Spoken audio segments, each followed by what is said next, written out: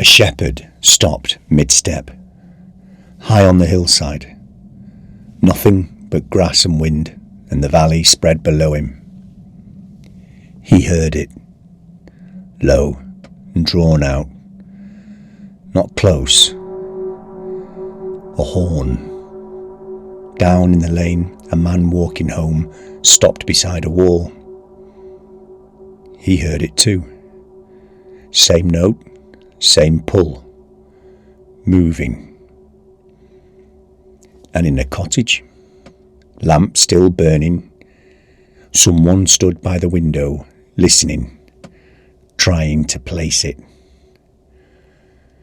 The sound was crossing the valley from one side to the other, as though it was crossing the valley, but never from where you expected. That was the first time.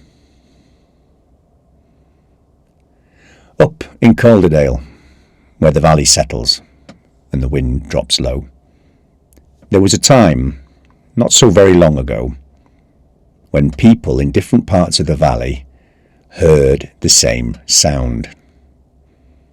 It came at night, when the mills were quiet, when the roads had emptied, and when the last doors had been closed for the day. What people heard was a horn. It was low and drawn out, not sharp like a whistle, and not clear like a bell. It was something older. And the thing that people remembered wasn't just the sound. It was the way that it travelled. Because you see, the sound didn't stay in one place. It moved. Heard first on one hillside, then again, minutes later, on another. It was as though it was crossing the valley itself. Now, in these valleys, sound behaves in its own way. It bends, it carries, it lingers.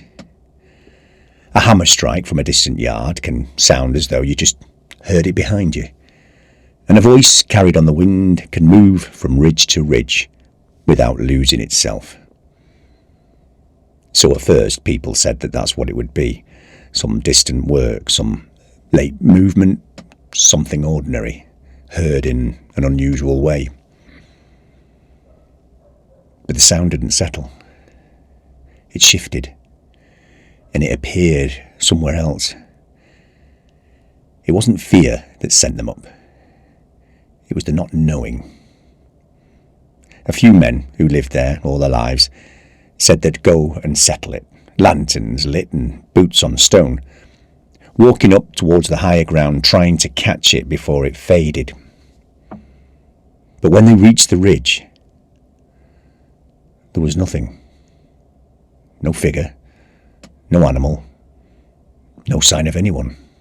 It was only the wind moving slowly across the grass. And behind them, the valley lay quiet. The Moor Horn, some came to call it. After that, people began to speak about it, not as a noise, but as something with shape, a meaning. Some said it came from the moor itself, that certain creatures, things that walked the hills long before the Romans, that they still moved across them, and on nights, when the valley was still, they called. Not in distress, not in warning, just called. Not seen, only heard. It was never proven. No source was ever found. After a time, the sound was heard less. Then not at all. The valley returned to its usual ways. Wind in the grass, water in the calder, and distant doors closing at the end of the day.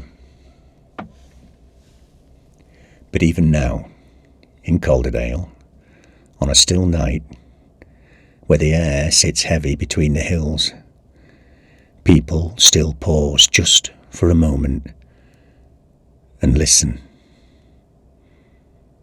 Because once, something crossed this valley that no one ever found. The old horns, the real ones, they sit in museums now, cracked and silent.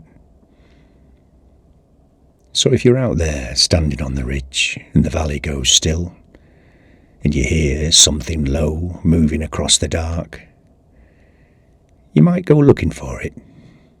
You might just listen and let it pass. Because sound doesn't need an object to exist.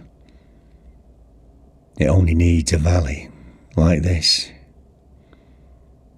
That's Giles, signing off.